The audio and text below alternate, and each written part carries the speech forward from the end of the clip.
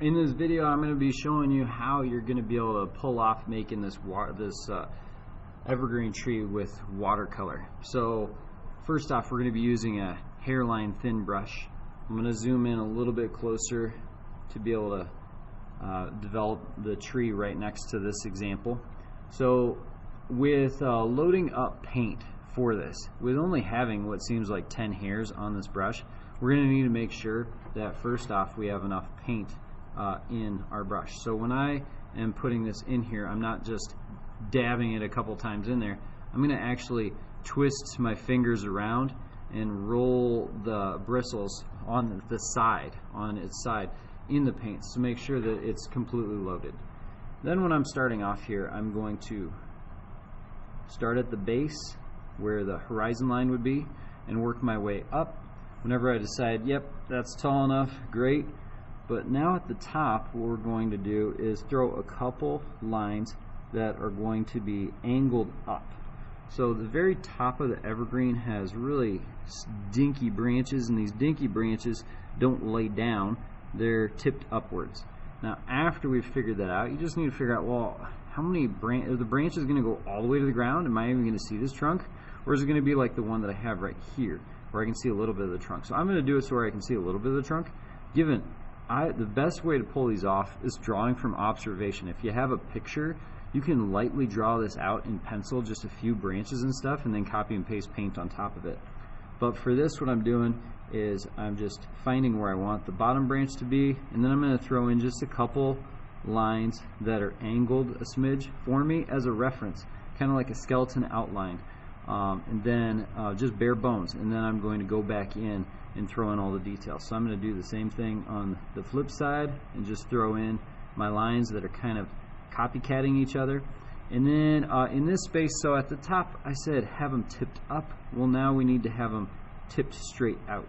So at the very top, I'm going to have them go just straight out, and then after doing one line straight out, then have them slightly tipped down, down, down, copy paste, do that a few times.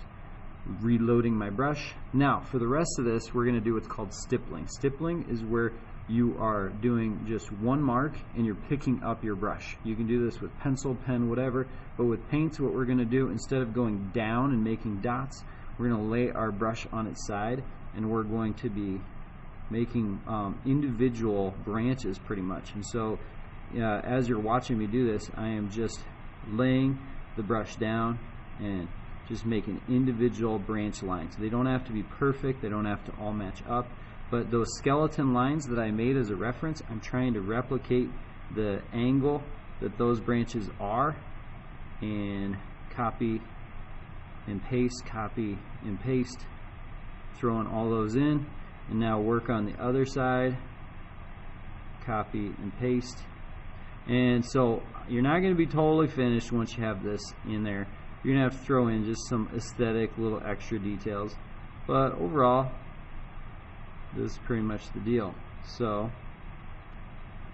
after we have that all in there, now I'm going to want to make the trunk of my tree thicker. So I started off by just making a line. Well, I'm going to now make the trunk just a little bit thicker, and then I'm going to in the center of this tree, I'm going to go back and throw in some additional lines going right up the trunk, working my way all the way to the top. You can have a little bit of light coming through yours like I've got with mine, but otherwise you can do a fill-in as well. Just like I said, it just kind of depends on what type of evergreen you're working with.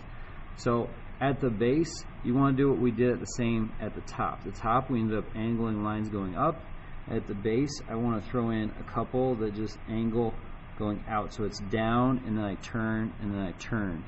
So I'm going to just slowly start straight, and then I angle out, and then it's pretty much all done. And then you can kind of pull back and see if you're really liking it, and if you're like, ugh, this needs to be wider. I like this one a lot, but this one, I want these branches out a little bit more.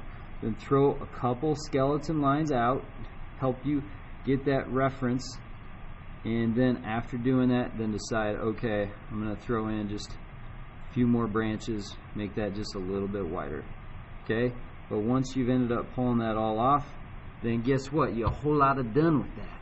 Hope this helped.